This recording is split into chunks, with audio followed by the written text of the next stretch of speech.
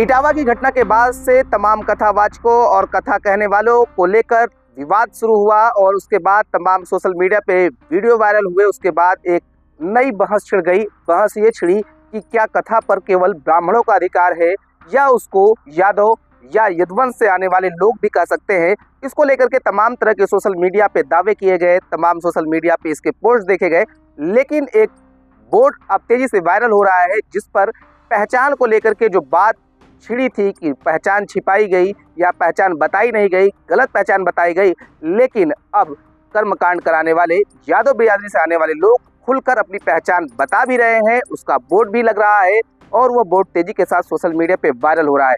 फिलहाल आप ये तस्वीर देखिए, ये बैठे 3 लोग आपको आचार्य ही नजर आएगी। इनकी वेशभूषा और इनके पहनावे, इनके तरीके को देखकर ये कोई नहीं कह सकता कि यह एक यादव बिरादरी से आते हैं, लेकिन साफ तौर पर अगर हम बात करें तो इनकी जात केवल एक आचार्य के तौर पर है, क्योंकि ये कर्मकांड कराते हैं। किसी को अगर कोई दुख होता है तो उसके लिए मंत्रों उच्चार करते हैं, उसके बाद उसकी जो समस्या होती है उसको सनातन परंपरा के तहत उसको दूर करने का प्रयास करते हैं। तो प्रयागराज में इस तरह का एक बोर्ड सोशल मीडिया पे तेजी के साथ वायरल हुआ, जिसके बाद एक बार फिर से बहस छिड़ गई है। और इसी बोर्ड की तह तक आने के लिए कि आखिर भी ये बोर्ड कहाँ का है, किस तरह का बोर्ड है और ये क्यों लगाया गया है, इसको जब हम जानने प्रयागराज से 35 किलोमीटर से भी अधिक दूर पहुँचे तो इस बात की हकीकत खुलकर सामने आई और हम उसी घर में मौजूद हैं। जी, मैं हरिश्चंद्र यादव, लोग आचार्य हरिश्चंद्र यादव के नाम से भी अब पुकारने लगे हैं। मेरा जनपद प्रयागराज, गांव सिठौली, पूर्वा टीटिमपुर के नाम से जाना जाता है, वहां का मूल निवासी हूँ। शुद्ध रूप से मैं कृषक परिवार से रहा हूँ। मैंने पीसीएम ग्रुप से बीएससी तक की पढ़ाई की है। उसके पश्चात जब कर्मकांड के क्षेत्र में आना हुआ तो कुछ लोगों ने मुझे सलाह दिया कि अगर आप कर्मकांड कराना चाह रहे हैं तो सबसे पहले आचार्य की डिग्री लीजिए। तो मैंने आचार्य की डिग्री संपूर्णानंद संस्कृत विश्वविद्यालय से किया। उसके पश्चात लगभग 20 वर्षों से यह कार्य करा रहा हूँ। जब लोगों के बीच में हम महसूस किए कि सनातन को जीवित रखने के लिए, हिंदू धर्म को जिंदा रखने के लिए, अपने लोगों में सामंजस्य बनाए रखने के लिए कर्मकांड को कराना बहुत जरूरी है, तो हम लोगों ने ब्राह्मण भाइयों के साथ भी मिल करके इस कार्य को कराना शुरू किया और हमारे सहयोगी वे भी रहे हैं। हम चाहते हैं कि उनके साथ साथ हम लोग भी मिलजुल कर कार्य करें। इस प्रकार से करते चले आ रहे हैं। कभी आपको ऐसा लगा कि जहाँ पर जात विशेष को लेकर के आपको दिक्कतें आई हो, जिस तरीके से घटनाएं सामने आ रही, चाहे वो इटावा की घटना हो, क्या आपके साथ 20 वर्षों में ऐसा कुछ घटना देखा? 20 वर्षों में तो हमको इस प्रकार की कोई घटना समझ में नहीं आई। अन्ना तो कभी किसी ने जाति पूछा कि आप किस जाति से आते हैं, आप हमारे यहाँ पूजा पाठ करा रहे हैं तो किस जाति के हैं, ऐसी बात तो कहीं भी आई ही नहीं। लोग जहाँ भी जाते हैं पंडित जी कहकर ही पुकारते हैं।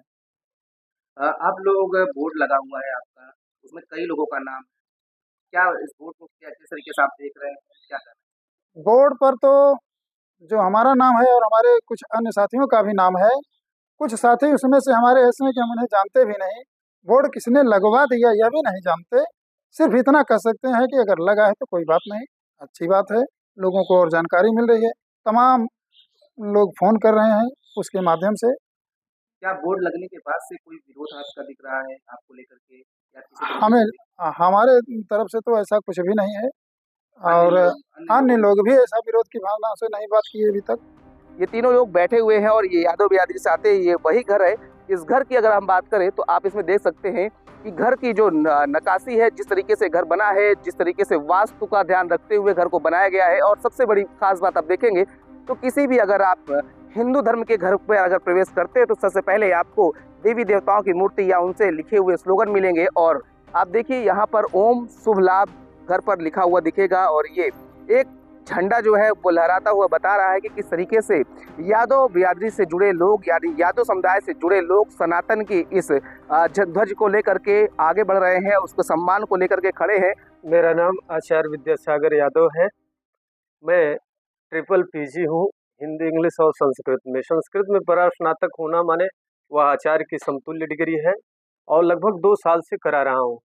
इसमें मेरे कराने का मेन प्रेरणा मुझे सुरेश मिश्रा और ब्रह्मदत्त मिश्रा जी ने दिया। उन्होंने कहा, आचार्य जी आपकी संस्कृत परिमार्जित परनिष्ठित और शुद्ध है, आप वाक्पटु हो, इसलिए संस्कार इस समय विलुप्त की स्थिति में है। यह संस्कार अगर आप करते हो तो कहीं न कहीं सनातन को एक बल मिलेगा। तो उनकी प्रेरणा से आज भी हमको ब्रह्मदत्त मिश्रा या सुरेश मिश्रा जी हेमापुर के हैं, बहुत हेल्प करते हैं। उनकी ही प्रेरणा से मैंने यह करना शुरू किया और हम तो अक्सर, मेरा जीवन ही यदुवंश में जरूर जन्म हुआ है, लेकिन बचपन से ही मैं ब्राह्मणों के बीच रहा हूँ और अपने आप को भी एकदम ऐसा घुल-मिल के रहता हूँ कि हमारे ब्राह्मण साथी भी कहते हैं, भाई जब मुझसे मिलते हैं तो कहते हैं मैं भी जो है यदुवंशी हूँ, आप भी यदुवंशी हो या आप भी ब्राह्मण हो, मैं भी ब्राह्मण हूँ। ऐसी भावना करके हम लोगों के साथ रखते हैं। कोई भेदभाव नहीं है, खाते-पीते, उठते, जागते, सोते, हमेशा उनका साथ रहा है। तमाम लोगों का वोट भी लग रहा है, एक वोट वायरल हो रहा है जिसमें लिखा गया है कि ये पंडित जी हैं, यादव हैं और बोर्ड ऐसे लिखा हुआ है। उस बोर्ड से कितना प्रभाव आप मानते हैं कि अब आपके कर्मकांड में कितना प्रभाव पड़ेगा उससे? प्रभाव तो पड़ेगा ही, लोगों को अब तक जानकारियाँ नहीं थी कि हर अन्य वर्ग के लोग भी यह कर्मकांड कराते हैं। अब जैसे-जैसे लोगों को पता चल रहा है या एक दूसरे पे आरोप प्रत्यारोप हो रहे हैं, तो उससे कहीं न कहीं लोगों को ये लग रहा है कि हम कहीं न कहीं अपने लोगों से संस्कार कराएँ। अगर ऐसी मतभेद रहा, दूरियाँ बनती रही, तो कैसे काम चलेगा? सामंजस्य बनना चाहिए। हम तो कर्मकांड शुरू किए थे कि सबको साथ लेकर के सबके बीच रहेंगे, पूजा करना और कराना चलता रहेगा। लेकिन स्थिति समय कुछ ऐसा आ रहा है कि प्रगति, एक प्रतिस्पर्धा चल रही है और संसार कहाँ से कहाँ पहुँच रहा है। वैसे देखा जाए तो किसी भी युग में भेदभाव कोई नहीं थी। वर्ण व्यवस्था देखा जाए तो जैसे विश्वामित्र भी क्षत्रिय थे, लेकिन पूरे ब्राह्मण का कार्य भी करते थे। आचार्य कार्य उनका तगड़ा था। या अत्रि प्रथम ऋषि हैं, जो ब्रह्मा के नेत्र से पैदा हुए, उन्होंने भी संसार को सारी कर्मकांड की विधाएं दिया। वेद पुराण उपनिषद के ज्ञाता थे।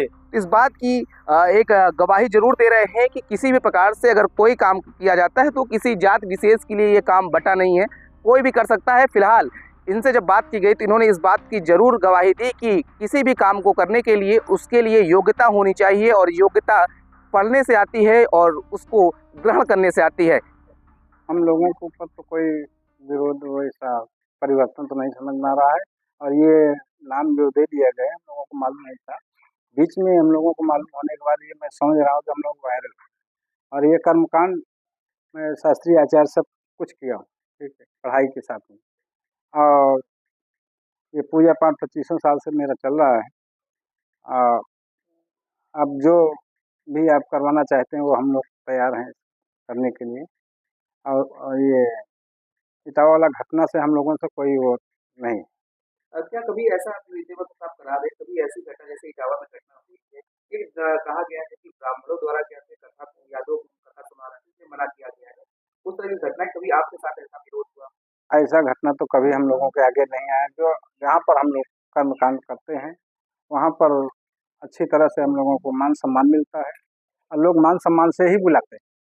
तो आप लोग उन लोग का पूरा परिचय के साथ जो बैनर है, जो का बोर्ड है वो वायरल हो रहा है, तो उसको किस तरीके से देखते हैं? तो वो तो वायरल हो रहा है तो हम लोगों का श्रेय दिया जा रहा है और उससे हम लोगों का ना कोई हानि है और बल्कि वायरल हो रहे हैं तो लाभ ही मिल रहा है, ऐसा कुछ नहीं। अब लोग आपको फोन कर रहे हैं कि कथा सुनाने के लिए? हाँ हाँ, अब तो ज़्यादातर लोग देश विदेश से फोन आ रहा है कि आप लोग यादव आचार्य हैं। हाँ भाई, यादव आचार्य ही बोल रहा हूँ, बताता हूँ कि हम लोगों का ऐसा गैंग है।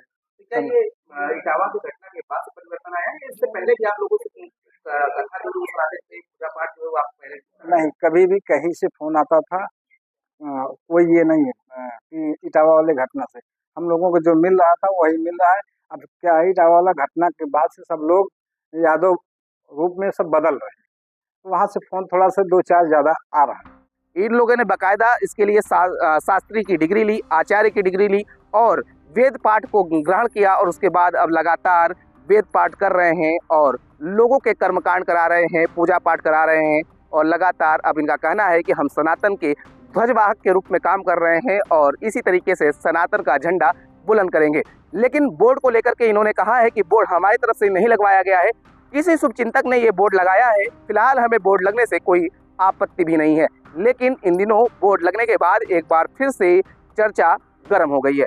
प्रयागराज से अमित मिश्रा, ईटीवी भारत के लिए।